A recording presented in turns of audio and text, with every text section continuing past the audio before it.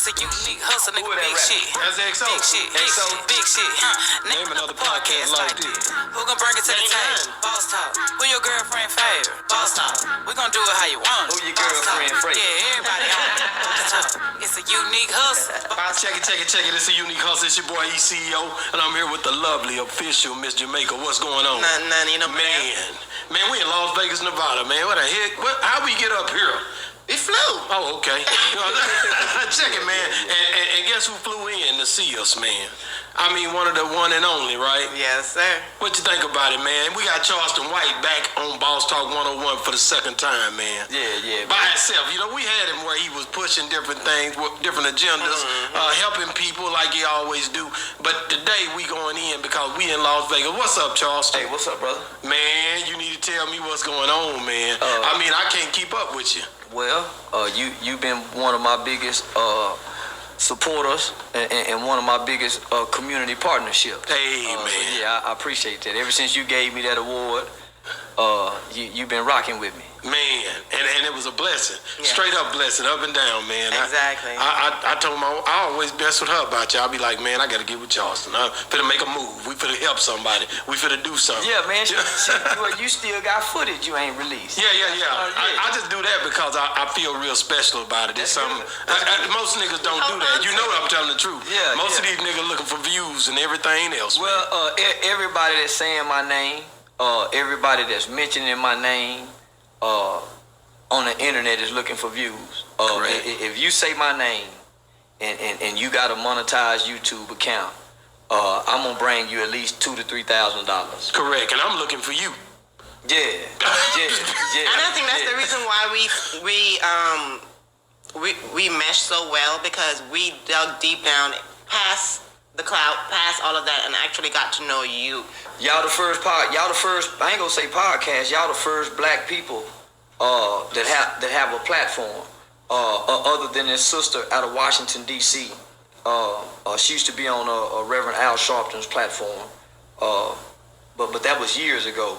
But y'all the first people with this platform to sit Charleston White down and peel back the layers. Yeah.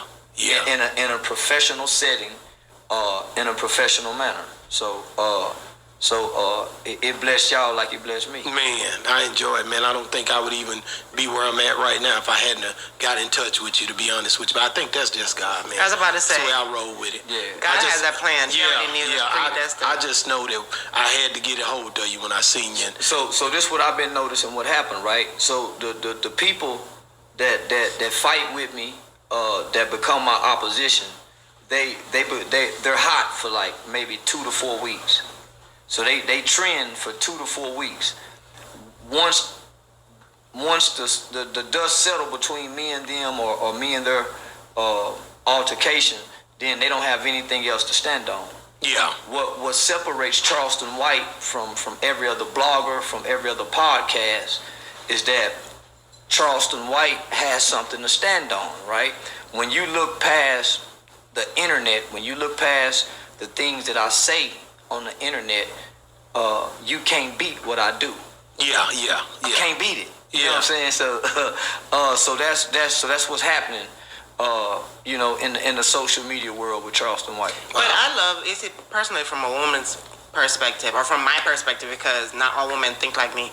But I love the fact of honesty, the way how you just speak anything that's on the top of your mind, because there's so many people out there who just say what they think you want to hear, just to please the masses, but you don't care about pleasing anybody. You say what you believe, but then also you do research behind it.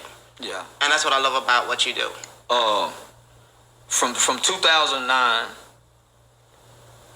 to 2012, I would spend anywhere from 12 to 18 hours a day in a college library. So you talking about for 3 years straight. I'm not in prison. I wasn't in no jail cell, and I was catching the bus to do this. So I was acquiring knowledge, right? So I know statistics. So I wasn't reading Google. I was in a library pulling books off the shelf. When I got on the internet and started doing research, I didn't Google a title. I didn't put a title in Google and try to get the information. I went into library databases, and what I mean by that, you read what scholars, what experts wrote from around the world. So I went into scholarly databases and got information from scholars, the world's best scholars, read their minds, read their books, and so then I started working in the community, and I started at the top, right? Government, courts, juvenile legislation. Then I went to the bottom.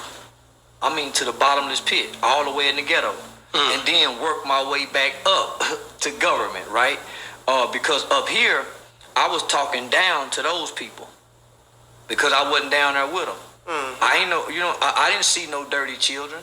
I was traveling around the country, advocating for kids in the juvenile system. I didn't know that mothers took their children to have neighborhood fights. Huh? That's in the hood. They took their kids to have. You must not be from the hood. You can't be, and you can't be on Facebook if you ain't seen that. You can't be. This is common practice in the black community. That's how they get down. This is common practice in the black community. Children seeing their mothers fight. Children seeing their daddies jump on their mothers. This is children seeing their mothers and their sisters fight because they done slept with the same man, and their brother is really their cousin. So this is normal behavior. But when you working in legislation, when you teaching classes at the college, university, when you traveling around the country advocating for this, you don't see this. So you can't really speak on it. So when you do see it, you speak down on it. So when I came down from up here and started working from the classy lady in the projects, from Stop 6, I got a different perspective. And what I realized is an ant and a giraffe, they don't have the same view. Yeah. A giraffe will never see what an ant sees. Wow. But what I want to know is, where did the drive to go to the library for 3 years, like you said, to search for that knowledge, where did that come from? Why did you do that? I was running from the streets. I had just had my daughter, and I wanted to give my children something different. And so I was pursuing a college degree. I was going to study law school. I was a pre-law student at Texas Wesleyan University. So I just completed, 2 years at the community college. And so I wanted to be a juvenile worker. I wanted to be a juvenile probation officer.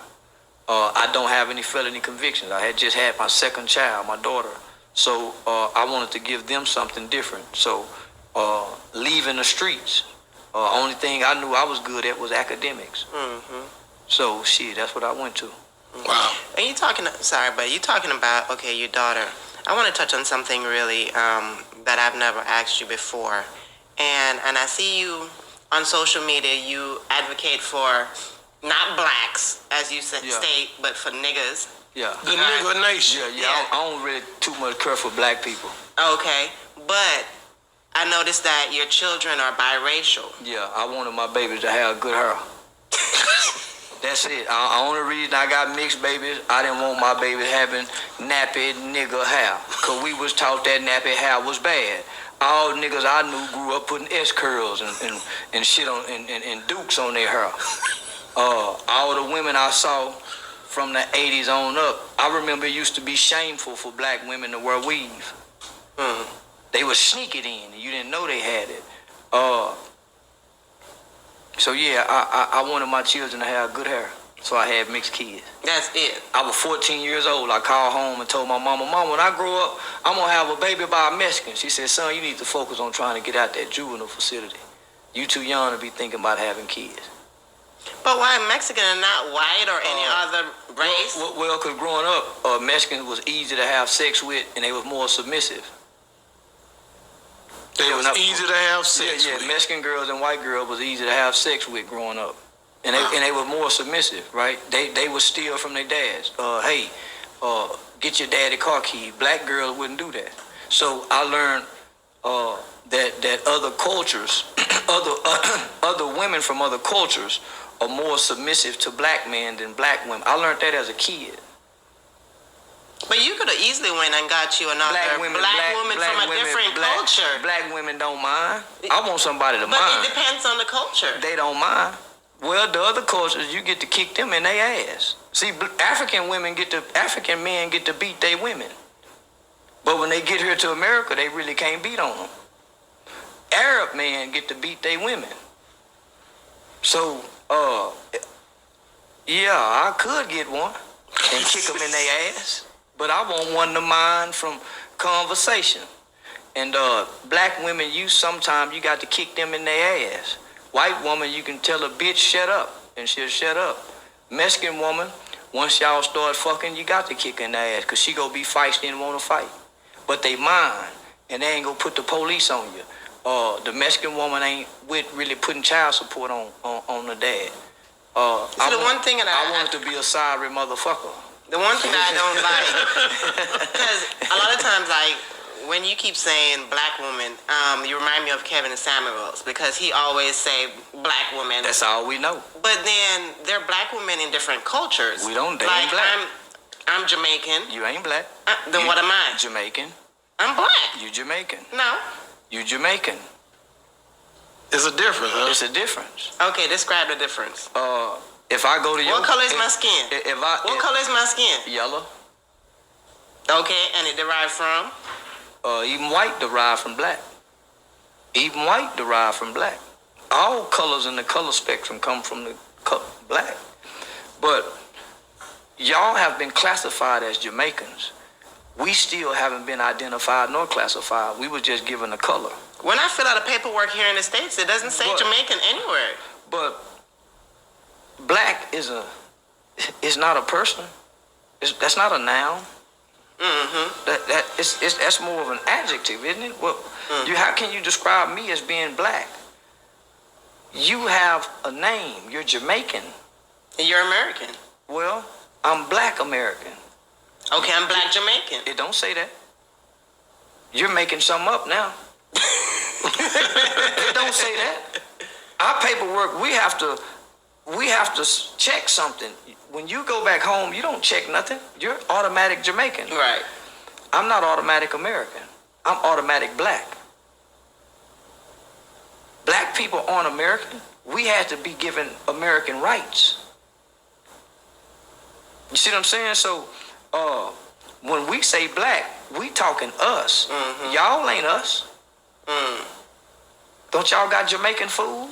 Yes. Don't y'all have a Jamaican culture? Yes. We don't. You have an American culture. What's in Texas, you have soul food. What's barbecue. That's our culture. Mm-hmm. Black slaves didn't barbecue. Slaves didn't barbecue. Slaves didn't create that. Mm-hmm. Soul food. Pig intestines. Pig feet. So what did slaves used to eat? The slop that their masters gave them, like the dogs. What you would give your dogs. That's what they ate. And that became part of what we ate. So you say that's our culture? No. Come on, don't do us like that, please. No. I understand you play devil's advocate, but nobody in this world have been done like the person, not the African. See, this is what people forget. It was a small portion of Africans who was transported over here and was made to be slaves. It was a small portion. The rest was created and bred. They had slave form where they bred this because slavery, international slavery, was only legal for a small amount of time before the world said, no, stop this. So America kept saying, fuck y'all, we ain't finna stop this. They started making slaves, right? So the first generation of Africans who came over here to be slaves, they wasn't niggers. They was Africans. The ones who was born from the Africans, right? The ones who was forced to have sex and sleep with this one, those that was born on this land under slavery, into slavery, they were niggers. Them wasn't black people, them was niggers. They was called nigger. Come here, nigger. Shut up, nigger. Fuck you doing around here, nigger? He didn't have a name. So those people never thought to go back to Africa. They didn't know no language. So we, those seeds, we are not African seeds. We don't have no African bloodline other than what the white boy have. We was born to slaves. Nobody else was done that. And nobody else was done how those people was done. I know, because in Jamaica, when I did some research on it, you know, because we had Arawaks Indian was in Jamaica first. But then when the Spaniards came there and enslaved them, they couldn't deal with being enslaved, so a lot of them were dying off. Man. So whenever they went and got Africans and started transporting them here, they left a small amount of them there and realized that they can deal with the slavery. So that's when they started transporting a lot more Africans there as well. Now look at us. Why are we better in sports than anybody? Why are we born with this body and this physique? Because they strategically say, put this nigga with that nigga. Look how fine she is. Look how big she is. Put them two niggas together. Make him sleep with his mama. Make him sleep with his sister. Make him breed with his auntie. Mm-hmm. Boy, that's a fine nigga there. Boy, we need plenty more niggas like him. Where you get that nigga from? Look at his mama. Come here, give me a gal. Come here, heifer. Look at her. Now come here, nigga. Come look at the boy right here. Ooh wee. You think you just like the dogs. And it was paperwork on these niggas. Who they was bred, who bought them, who owned them, how they died. All this is documents. So no, not only did they take the body and breed them, they took the minds. We gotta develop a system that these niggas don't come to our house at nighttime and cut our throats. How can we take these niggas off the chains like we do the horses? We gotta break these niggas like we break horses. And they created a system to do that.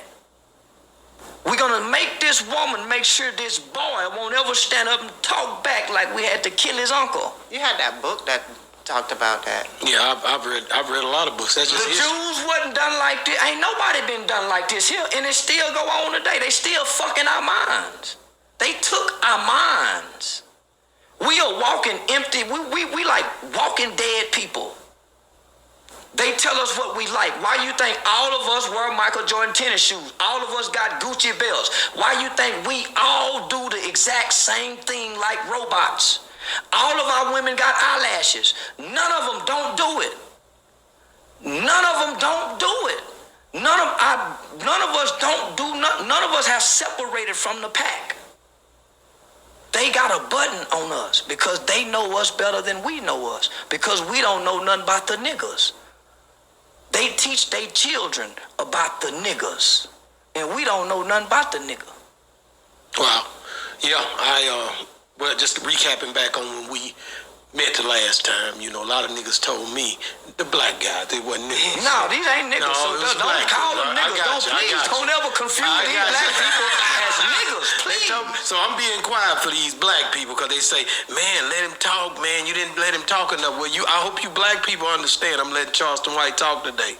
We up here in Vegas, man, and we bringing it to you. So, man, let me ask you this, man. You've been going through a lot. You've been on Vlad since you left my show in Dallas. Yeah. You've been on a lot of different platforms. Trill Talk, No Pill Talk. Shout out to you, man. Yeah, and I noticed when they be alluding to a lot of stuff that be happening with me, but they don't say no name. I say names because I don't care. I want to see everybody get their shine. You know what I'm saying? Yeah. But I definitely, I seen that episode, man, and I definitely like the way that you handled yourself in the questioning. I seen you with the Mob James. You got a lot that been going on lately. So what is up with? I mean, because I seen that Vlad episode with Mob James lately. Yeah, he a lying motherfucker, man. No, he said that basically you set the phone up and, you know, you set this whole deal up. Just explain to us a little bit on what happened with that. Let me just say this. He had called me 2 times prior to that about me saying fuck the Crips and the Bloods. These are guys who want me to be sympathetic to gang banging. They want me to be empathetic to the fact that their brothers died gangbanging. Their homeboys died gangbanging. But they never want me to be empathetic to the fact of who they killed. Who house they shot up. They never bring up the victims that's been left behind in the wake of gangbanging. Right? They want me just to respect, man, nah, homie, it's wrong. There's a scripture that says, when I was a child, I did childish things. When I became a man, I put away my childish ways and I thought like a man. And I was always told that men don't embrace gangs. Men stand on their own. And when you know you done wrong, man, I was wrong for that. You can't never get them to say they was wrong. They give you a but. They give you an excuse. So Mob James was invited by me through Unc. I don't know these guys in California. When I look at California, I don't see no successful men that I want to connect to and be with, other than Uncle Henny. Prior to that, man, those are has-beens. Used to be's. Some is never was. They never was shit but a gangbanger. So I connect with Uncle Henny. He messed with Gangster Chronicles and all those guys from the West Coast. All my people from the entertainment industry said, Charleston, you not gonna go nowhere with those guys from the West Coast. I said, I'm going with Gangster Chronicles. I was warned. Them guys are failures. Them guys ain't going nowhere in the industry. They ain't going nowhere. They need you, Charleston. You don't need those guys. I said, no, I'm gonna go with Gangster Chronicles. I like Uncle Henny and them. So I walked away from the wild and out side of the crew. Talking with Nick Cannon then? With them people in Atlanta. Okay. To come over here to be with these losers. But, man, I'm going to rock with these people because I'm going to put my nigga Dewberry and them on. I'm going to put Percy on. And we going to blow this thing up from the South. I'm going to give them niggas a platform because they can be heard down here in the South through their testimonies. And they can make a little money coming down here through the South because we got a platform for them. They don't have no platform for us on the West Coast. Ain't nobody listening to them up there. They're not working in schools. They're not working in the juvenile detention centers. They don't have a platform for us. We got a platform for them. That's why Mob James was down here trying to talk to kids through me. Yeah, I heard you say that. You saw with the summer program when we done the spring break. Everybody was there through me. You can't talk to no kid unless you coming through me. So let's get that understood. So Uncle Henny say, Mob James come down here. But I didn't know Uncle Henny was gonna pay him. I ain't paying him a dime. He didn't come down here voluntarily on his own dime. He was paid. They just didn't want nobody to know that. So he brought other people. Hey, he gonna be on the podcast. 2 days before that, I shared a conversation. Mob James called me. He's never been able to call me directly. He can't call my number, and I don't have his number to call him.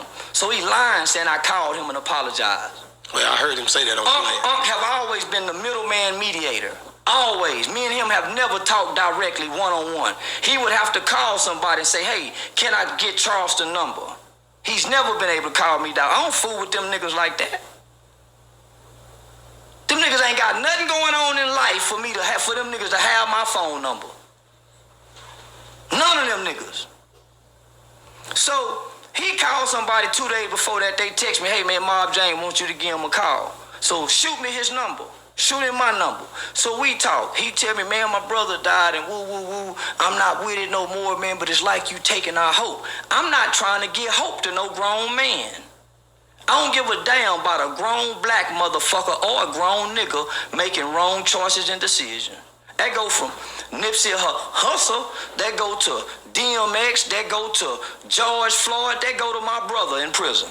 That go to my 17-year-old son. Give a damn about no nigga making wrong choices and decisions. Nigga, you grown? Fuck you grown niggas and how y'all feel about what I'm saying. I got a youth organization, nigga. Turn me off if you bother about what I'm saying, but I stand on the fact it's fuck the Crips and the Bloods, and whoever died behind it, they died in vain. What about the people they killed? I get it, because you never hear that side. So let me finish, right? So Unc invited him to come down and getting paid. He bring Raymond Washington's daughter and her baby daddy. We already know they coming. So I get on the podcast that Tuesday and talk about the Mob James conversation. Unc tell me, hold that for Thursday. We ain't gonna give him all of it, right? This shit is all, we know he coming. We know what we gonna talk about. We already know how he feel. He already know how I feel. This might get volatile. I got an AR-15 pistol, nigga, with over 300 rounds out in the car, just in case it go wrong. Wow. I got another pistol on me, nigga, with 30 rounds. 15 in the clip and 15 in the pocket. I pack this every day, though. Not only that, I got my other nigga there, and my other nigga there, with Dewberry there. Just in case this nigga want to trip about anything. So when I see him, I see he got the Pyru colors on, with the Pyru hat from head to toe. I noticed he go back to the car and get his pistol. I noticed the 2 buttons on his shirt. They watch me sit the phone up. And if you watch my podcast from Instagram, from YouTube to Facebook, you'll see all the recordings for game related is from that side view right there. Because I sit my phone, what he just say, man, you need to get you one of them things to hold the phone. Yeah, that's what I ain't got now. What I tell him, man, I'm hully gully. I sit it on the side right there, hully gully. So he make it, they know that. Unc know I got that pistol on me every day. You ain't gonna catch me without it. Every day, nigga, and it's 50 other niggas in the studio. You think we gonna let a nigga out of California come down here and do anything to me? They can talk that shit all they want to, my nigga. But nigga, I'm well protected by God. So listen, right? So when we get on the podcast, the whole question is, they want me to understand it, and I'm saying it's illogical, it's immoral, it don't make sense. How can you understand something like killing your own kind? So my question to him is, I'm not talking to you if you're not in it, but if you keep putting yourself in it with the buts. You keep putting yourself in it with the buts. So he make a test, and so you against me? I say, yeah, I'm against you if you still gangbanging. Yeah, I heard that. His statement was, you or nobody else can get me to go back to being like my old ways. You can't trick me to go back to being how I used to be. In 19 years, I ain't never screamed Mob, Pyru, Blood, and such. And within 2 minutes. So everybody know on the podcast, I might jump up and throw my hands up. I got tired of him saying, as if I'm a kid, if I was still gangbanging, me and you would be fighting. You trying to bully me, homie. You niggas really think y'all some bullies. Yeah, Charleston, you won't do a motherfucking thing to me, nigga. You steady gonna keep talking to me like, man, come on, man, you got me, come on, you really gonna keep, if I was gangbanging. Nah, homie, nah, you can't. I keep a gun on me so niggas like you won't do what you think you can do to me, nigga, and you didn't do it, right? So he telling me, if I was still screaming Pyru, in my mind, you still screaming it. It's in your heart, nigga. So I'm finna show these people, we on national stage. I got judges, I got politicians, I got all these people watch my podcast. I'm finna show them that you niggas ain't worth it, you still gangbanging, and they need to keep y'all locked up longer. So I kept pushing that button. I seen that. I kept pushing that button. So when he made that statement and said, if I was still screaming Pyru, me and you would be fighting. Man, y'all really think y'all better than us, homie. For you to sit up and say that.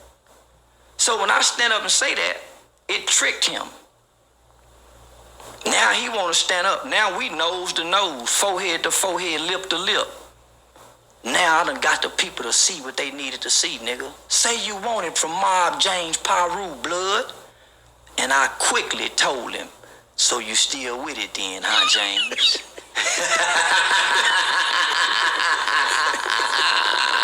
Ooh, I say, look at this. Ooh, look at this sucker.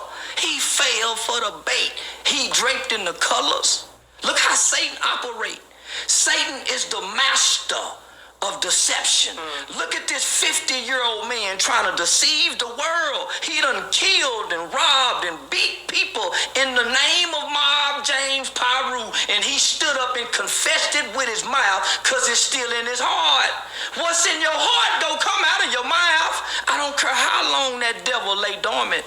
It's still there. Yeah. It ain't been removed. That's why you drove from California to Texas 20 hours with a gun. As a convicted felon with you a granddaddy, right? Yeah. I wouldn't dare do no such thing. And I got to go back home to the babies. To go represent what? What was you representing, brother? You wasn't representing fatherhood. You wasn't representing grandfatherhood. And you sure wasn't representing, because you got to come to my community to event the next day that you getting secretly paid for. That you getting secretly paid for. Wow. Yeah, let me ask you this. So, see, that's how real it get, but they don't want to be real. Mm-hmm. So this is what me and Dewberry go do the interview, right? Immediately after that, he called Unc and apologized after he walked off stage. He wasn't even in the car good. That's what Unc say though. That's what Unc tell us. He called and apologized immediately. He felt bad. Oh, he was felt bad. He could. That's what Unc tell us. But I called and apologized. Nigga, I ain't never apologized to no nigga when I think I'm right. I think I'm right. Well, Vlad was saying that, what people were saying that Vlad, for him to ask those questions that he had asked while he was on there about him being a convicted felon and still carrying a gun, could have got him incriminated. I really didn't know where that came from, but I was looking at, some of the... like he told me, I said, James, unless you still committing crimes, are you still committing crime, James? He told me, I'm not answering that. I'm not telling you that. Well, you got on Vlad TV and confessed it.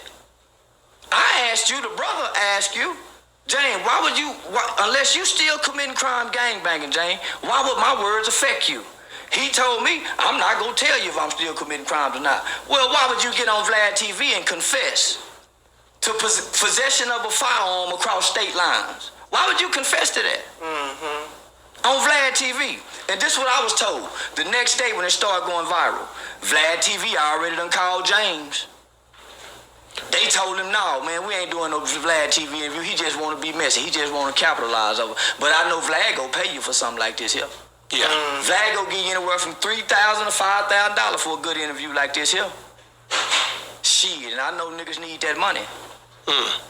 Yeah, so I know niggas need that money, man. So do you feel like, because nobody wasn't checking for Mob James? Nobody was looking up Mob, man. I done made him hot like Death Row again. But it's gonna fade away. Because when you look at him, what else he got? Yeah. He ain't got no charisma, no character. He ain't got... Once they stop talking about Charleston White, they ain't got nothing, man.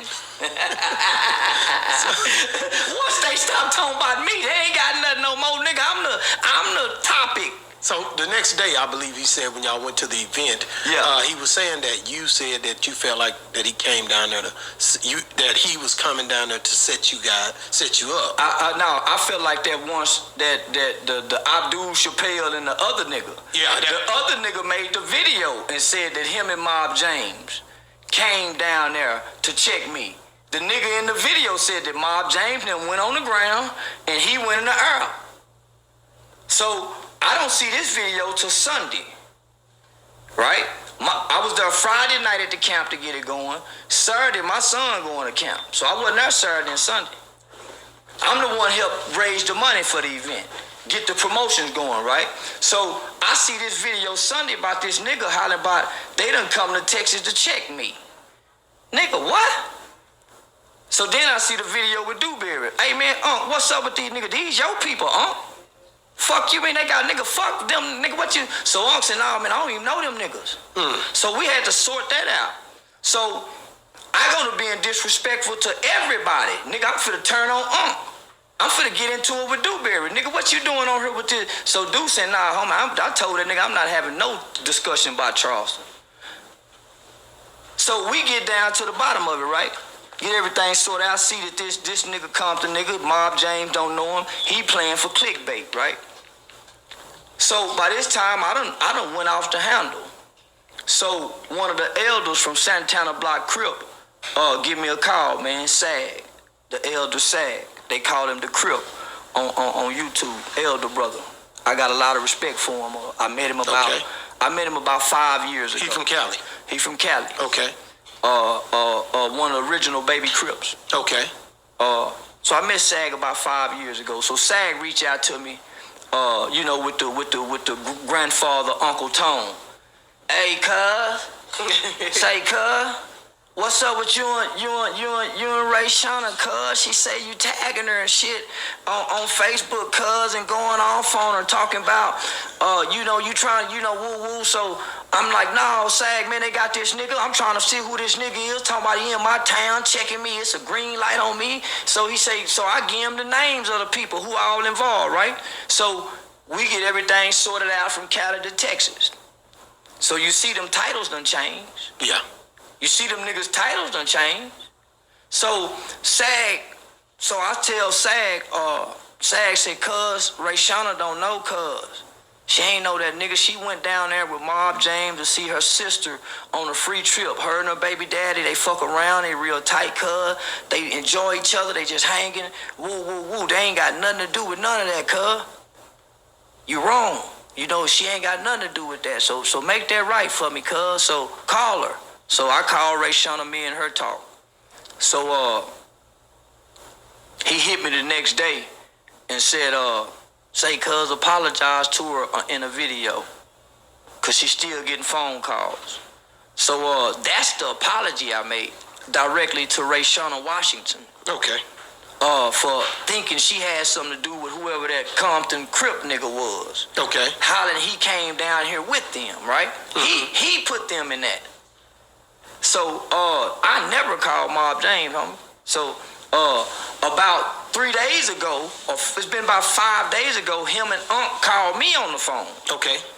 And we had another discussion again. Guess how that discussion went? The same way it went on that podcast. Oh, so it got amped back up again. Man, I don't care. You can't make me understand it. The gang violence. That you want me to understand, man, I don't care who died behind it. What about the people y'all killed and still killing?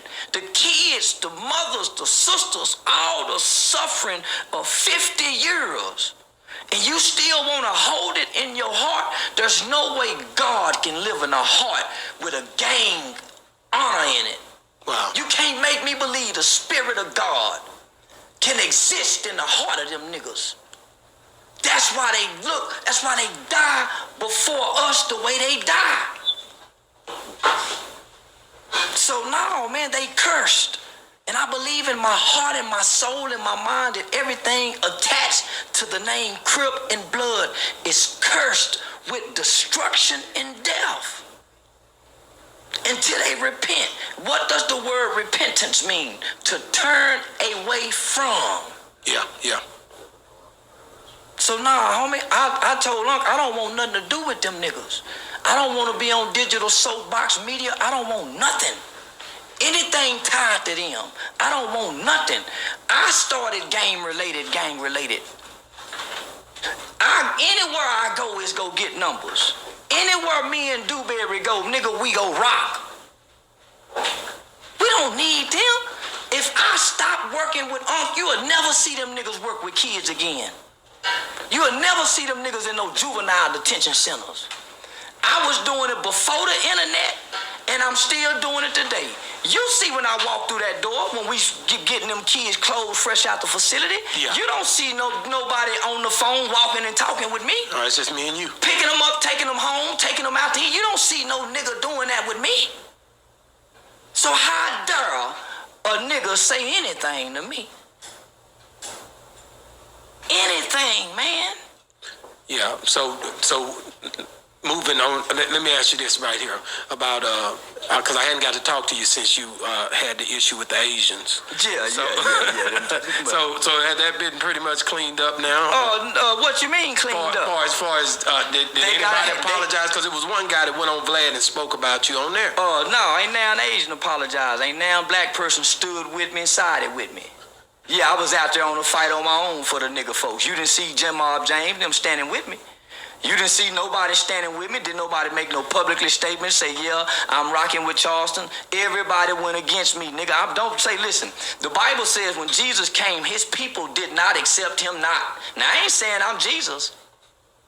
I ain't saying I'm Jesus, my nigga. But, nigga, I'm the realest, the rawest, the truest motherfucking thing, nigga, talking on the earth right now, nigga. And when I get through talking, when you look at what I do in real life, nigga, you can't beat me. You can't find a nigga in America, nigga, that can beat me in what I do for this nation. Called niggas, not black folk. What you got? What you got? I know we in now, so it's on. You know what I'm saying? So when you went on Vlad last time, me and you. He paid me. Yeah, I know. Yeah, you said you wasn't gonna go. You told me you wasn't gonna go. He offered me some good goddamn money, man. And then you said that he helped you about your channel. I seen that as well. Yeah. Well, I lied. He didn't help you. I lied. I was just blowing smoke up his ass and clapping for him. No, I got another white boy out of Florida, and I got a mean nigga out the Midwest that's cold with it, nigga. I got 3 YouTube channels, nigga. They can't fuck with me no more. Nah, Vlad ain't helped the motherfucking thing. I was just fucking with the Vlad haters. Cause he ain't still watching. Yeah, he watched me like a motherfucker. I was just fucking with the Vlad haters that hate on him, cause he ain't no bad Peckerwood. Yeah, he a good Jew white boy. Okay. And he helped niggas. He just ain't helped me. Yeah, he give me some game though. He give me some game like a motherfucker. But nah, he ain't helped me, man. I got a white boy. Shout out to white boy, Lockdown Productions. White boy, Big Matt, man, from White Boy Radio. Yeah, I remember you saying something about a long time ago. Yeah, cold white boy, man. Yeah, cold white boy. So I've been walking the streets with you, man. People recognize you, man. They love you. They love me, man. Hey, wherever we at, they stopping us. They want to take pictures. We shut down the gas station yesterday. That's what I'm saying. Yeah. How is it that, man, people listen to you, people love you. I hear They know that voice. I was in Atlanta, Georgia, and they told me, they was like, turn up the knob a little bit. You know, you had Charleston on your channel. You gotta turn it up, man. There's something good about y'all. So we get them kind of comments all the time when we go to different cities, man. So appreciate you for that, for sure. Yeah, man. Real recognize real. In darkness, when the light come on, man, the people in the dark ain't never like that. Hey, man, goddamn, man, they eyes gotta adjust. And I come with a shining bright light, man. And I ain't scared of nothing. They want me to fear something, right? Everybody want me to, man, they go kill. They want me to be afraid. Say you want it. They want me to be afraid. And I ain't afraid. Yeah. Everybody want me to be afraid. They've got my address online. Everybody want me to be afraid, and I ain't afraid. Yeah. And that's what they hate. I tripped because when we took you down to that event, that Fast Bash, or wherever we went, when I took you to June 19th down there in Jefferson, everybody just gravitate to you, man. The young people is what gravitate. The young people love me. How does that make you feel that the young people, and there's so many, like what you say about the mob, James, and all the different people, the older guys, it's a difficult thing to connect to the youth, and that's where the change comes from. Yeah, they can't connect with the youth. They can't. Ain't nobody listening to a Mob James interview, really. Ain't no young people really into that shit. I'm for the youth, helping young people excel. Hyped about hype youth outreach. Anthony Dewberry came up with that name. Wow. When we sat down and say, man, we go create a youth organization, Anthony Dewberry came up with the name Hyped About Hype. I love the name. We're hyped about helping young people excel in all aspects of their life by working and helping to provide alternatives and resources. I got a question about that. Alternatives and resources. Alternatives and resources. Right? My thing about it is, I know that you've been helping a lot of young people, or I should say young males. I'm not, yeah, I help little hoes too. I help them little hoes. I help young girls too. Yeah, I just try not to because we don't have a bunch of women working with us. But I get them out of jail too. I was wondering because I know you help a lot of I get the males. Yeah, I help them with clothes. I help them with jobs, but as far as mentoring and putting all of our energy, we try to stay away from the girls. I've been doing this for 10 years. I've never been accused of anything. Yeah.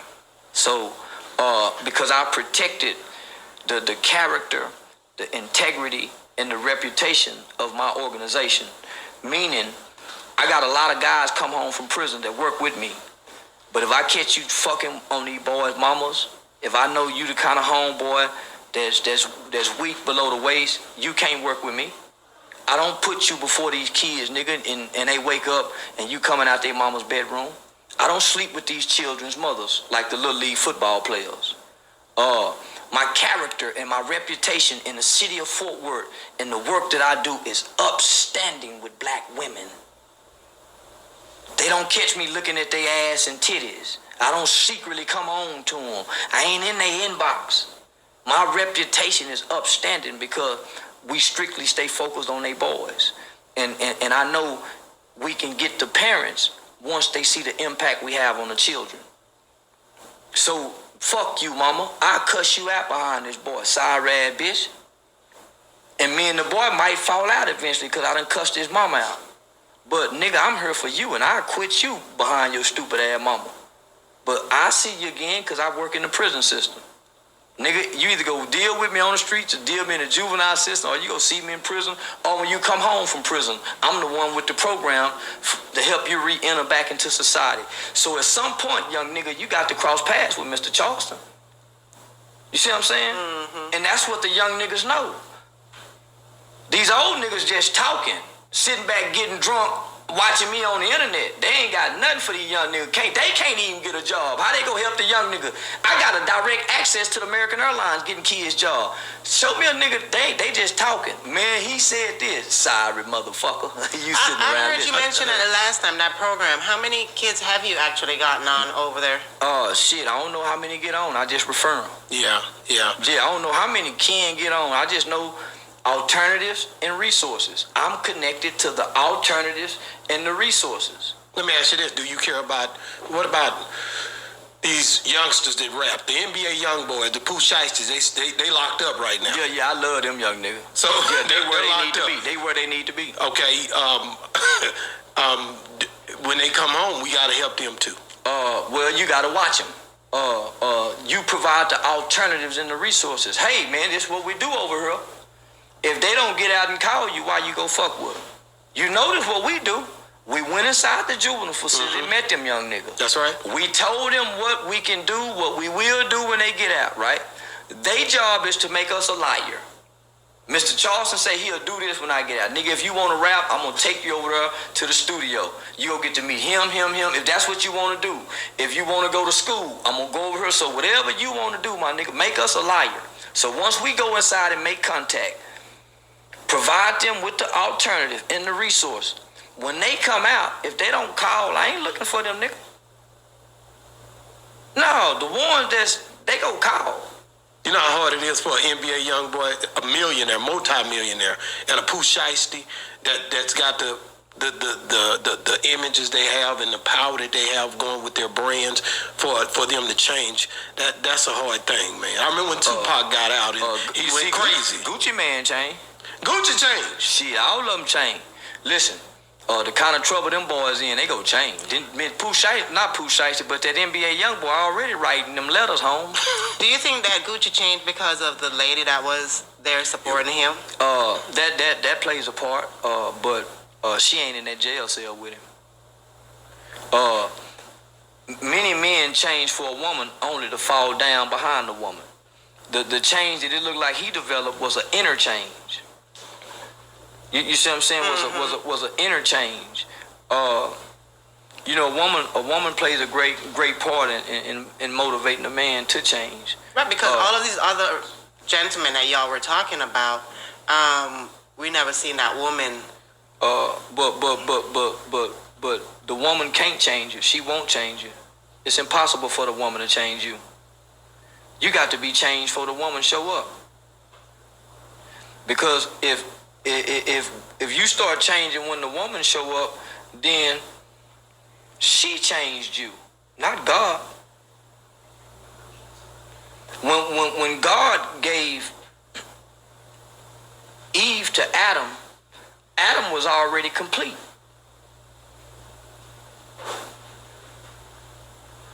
He already had a purpose. He already had an identity. He already had. You see what I'm saying? So, why would a woman come up and she have to change the man? That's a weak man. Now she's the head of the relationship. So what if she leave? Then what? That nigga never bounce back. So the man you just described is the man like my daddy was. When they fall down in life, they never get back up because they fell down behind a woman. Mm-hmm. Them be the weak niggas. So, man, you gotta have something in you to change you. Mm-hmm. And that's what I wake up with every day. That's how I can stand before all of what I stand before and articulate and take on what I take on.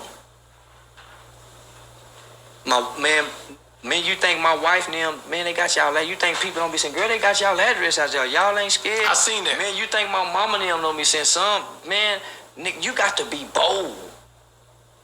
You got to be a bold nigga, man, to take on what I done took on. Mm-hmm. And I didn't set out to take this on, but there's no way that I can look it wrong and be quiet. Yeah, because you live a very dangerous lifestyle with all the threats that you've received and so forth, and having a family, a wife, kids, and so forth. Well, in my mind, I think I take it for a game. I think everybody bullshitting. In my mind, I think it's a game. I think all the threats is a game.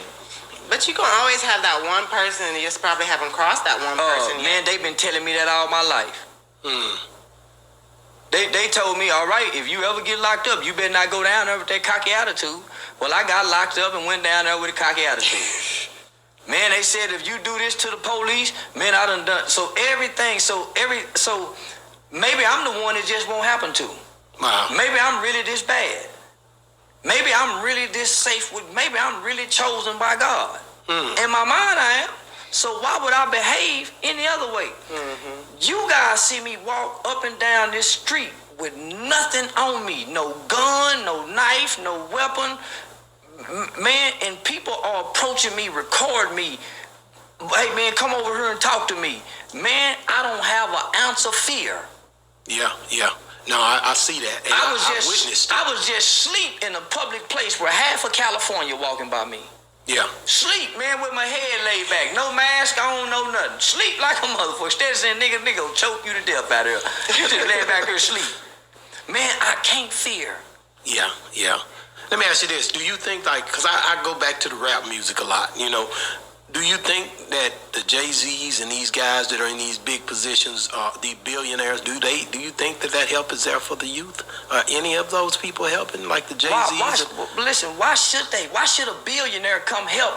Why should he come from all the way up there to down here when there's so much money down here? Why are we looking up there to them? When we don't do for our own kids, why are we looking for Jay-Z and them to help us with our cousins and our homeboys and our homegirls and them kids? Because people on a whole who are in a bad situation, when they see someone who leave their community, he didn't start off a billionaire and made it, they're always looking for that person to turn back and reach back and help them. So who do you help when you get your income tax, po motherfucker? When you get your income tax money, who do you help? So why should they help us? When you get your money, who do you look back in your family and say, man, let me go help my niece over there. She got all them goddamn kids over there, and she got a sour ass nigga over there. Yeah. So why would Jay-Z and them come help these people? When you help them, you already see what they do with their stimulus money. You already see what the people who run the people who run the Little League sports team, you already see what they do with the money. They steal it. So who would give us money? We've already been proven what we'll do with our money. We'll go buy a Cadillac. We'll go buy the clothes, everything. So why would those, so I learned that running a 501c3, they said, Charleston, why would anybody give you money and they see you can't go get money from your own people? So why would they give us money and the people around us ain't giving us money? Yeah. I can't see that. I've always talked about a lack of education where stuff like that's concerned, because it always hurts me when people get their income tax money and the first thing they go and do is, shopping and do all, instead of investing, instead of saving that money, putting it up, doing different things and help that money grow for you. No, don't do that. Y'all just said That's what the billionaires is doing. But we want the billionaires to stop doing what you just said do and come help the people that won't do that. We want Jay-Z. We want Tyler Perry. We want Oprah Winfrey. We want all these billionaire black people to stop doing what you just said poor people should be doing with their income tax money. And they come give their money. God calls that casting your money away to the casting your pearls away to the swine. So why would they cast to poor people? You go come create a program only for their kid to go to prison? Programs don't prevent children from going to prison. Home life does. That's true. Yeah. So do you feel like you think you should have recanted your statement on DMX? No, fuck DMX. Nigga dope fiend ass. Nigga, what I'm gonna recant it for? Nigga died a dope fiend, man. But you had gotten a lot of hate from that stuff. Yeah, man. I wouldn't give a damn. Even from friends. I wouldn't give a damn. They ain't helped me pay 9 bills. My sheets still clean. Me and my wife still fuck like we love each other. Nigga, what think I give a damn about a motherfucker mad about what I done say? Nigga, fuck everybody who mad about DMX. They ain't sent his children nothing. They ain't even mentioned his name.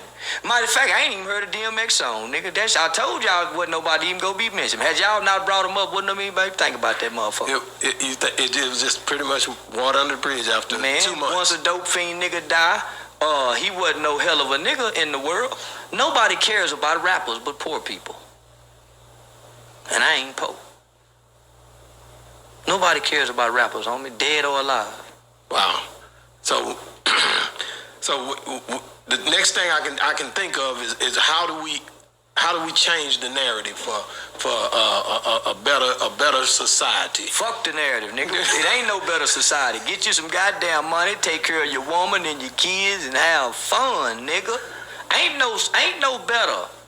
This has to come to an end, fam. Wow. This world is coming to an end. It ain't starting over again. It's getting uglier and uglier by the day. Our children will see worse things. Our children will go through things like the nigga went through. And we can't imagine that, but they will. So we can't change that. All we can do is prepare for what we think's coming. And I'm gonna bring this up one more time. When I heard Mob James say Charleston White, he confuses and he says he want to help in one instance, but then after he say that, you know, what he says contradicts what he's trying to do. Well, I keep telling you stupid motherfuckers, quit listening to what I say and pay attention to what I do in real life, because I get on here and say any motherfucking thing. Just the other day, I got on there and said, man, I cheat on my wife. You think my wife, baby? Man, baby, don't pay attention to I say any goddamn thing on there. Nigga, I flash my dick on her. Why you paying attention to what I say? And I thought actions speak louder than words. Correct. See, in the video, Dewberry tried to jump up and tell y'all, man, y'all know why I speak in schools? Because of that nigga right there. I know he say a bunch of shit, but my actions go contrary to what I say. Yeah. And I'm a hypocrite for that. But so is everybody else, because everybody else talk that black power and black revolutionary talk and pro-black talk and don't do a goddamn thing in real life. That's true. So think about that. I'm on here talking like I don't do none of this. I get on the internet and talk like I don't help children, but in real life I help children. Definitely. There are millions of people on here talking like they do this in life and they don't do none of this. People like Mob James. He don't do none of what he's saying he do. They don't do none of that shit. But they sound good on it. I can name some more names. They can name all kind of foundations of what they do. But nigga, they don't do this shit in real life like me. So I got the right to say what the fuck I want to say. Because when the microphone go off, the character get put up in the corner. That's what they keep forgetting. Wow. Yeah. I won't say it again. Man, like I said, I've been out here with you, and I see the people. They approach you, they know you, they looking for you. Basically they loving it. The girl earlier that you was doing the marketing for. Oh yeah, the hood goodies. Yeah, the hood goodies. Yeah. They love it, man, and they love you. Most of the people say, hey, man, we love the realness. We want to hear something real. When you talk is something that marinates with me. You know, I like what you're doing, man. Keep doing what you're doing, man. How does that make you feel, man? It's rewarding. The internet is a deception. The internet is 35 to 40% real. Because they don't give you the before story to a video. So you don't know what's happening. You just looking at something. The internet will have you believe that my life is in danger. The internet will have you to believe that I can't go outside. The internet will have you believe that I'm hiding somewhere. The internet will have you believe that I'm the most hated person in America. But if you got off the internet and you came into real life, man, you'll start to believe, you'll start to see that the internet is full of shit. And you can't believe nothing that you get off the internet. It's distorted our reality. It's blinded people's perception, and perception is reality. Mm-hmm. So since your perception is blinded, the internet now is your reality. The internet now is most people's realities. And I'm capitalizing off that. I'm giving them a reality. So do some people? And I'm having fun, and man, I feel powerful. I feel smarter than everybody. I feel, because they giving me this power. Man, the internet gave me this power. They gave me this power. And what I choose to do with the power is promote nigga shit. Talk about things that affect poor nigga babies. Wow. You see what I'm saying? So they've given me something that I'm using for my people, homie. So when I get that love, when I get that admiration, you see the smile on my face. Oh, yeah. You see that genuine smile, homie. Yeah. Yeah, I let my guards down. Yeah, you know what I'm saying? Come on, man, let's take a picture. I play like I'm mean at first, but you see the genuine smile, man. Yeah. So yeah. Do you think that Wag 100 been hanging out? I believe it was in Clubhouse with Tekashi 6ix9ine. Would you hang out with Tekashi? Yeah. He ain't done nothing wrong. Yeah, no, nigga. Yeah, he ain't done nothing wrong. He ain't done nothing wrong by telling on somebody. Yeah, he was playing gangster, nigga. When you realize you playing gangster, find your way out. When you realize you were playing. See, some niggas ain't playing and they don't say nothing. And they go in there and suffer like gangsters have to suffer. But boy, when you realize you playing, man, reach for a broom straw. Unc say a drowning man to reach for a broom straw. A drowning man in the ocean will look up there and grab that broom straw just hoping he can float. So no, nigga, hell yeah, I hang out with Tekashi 69, Sammy the Bull, Miss Mary. They called the police on them niggas down the street because they kept popping too many fireworks 2 days after the 4th of July. I hang out with anybody that wouldn't have put the police on the niggas' ass. Yeah, they are great help to the community. Great help. Wow. Hey, man, thank you, man. You always give me what I'm looking for, man. Say, man, hey, man, we in Las Vegas, man. It's going down, man. I appreciate you, Charleston. We love you. Yes, that's a do. real statement, man. Yeah. And hey, we gonna continue to work, helping the kids, helping whoever you bring by the store. We gonna clothe the kids. Whatever you say that's going down with them kids, you come find me. We gonna give something away. Shout out to Miss King, man. You know, man. Shout out to Miss King. I love her, man. She gave us an award, man. Yeah, but one of the things, man. She gave us a pipeline of children that's returning back, re-entering back into our society, back into our communities. And we showed up in those kids' life. They didn't show up in ours, right? We came to a facility they was locked up in, and we spent a week with them kids, and we told them kids what we do, how we live, and then we made some promises to those children about what we will do for them when they got out. And I just want to say, man, every kid we done walked. Every kid done walked out that juvenile facility that came over to Boss Talk 101. Mm-hmm. Helped set them. You helped set them. We helped set them. Yeah. On the path to redemption and coming back in a positive light back into our society. So I appreciate you for that, brother. No, I appreciate you, man. Just the things that you stood for help wake me up to say, hey, let's do more. And I appreciate you for that. That's one of the big things with me and you.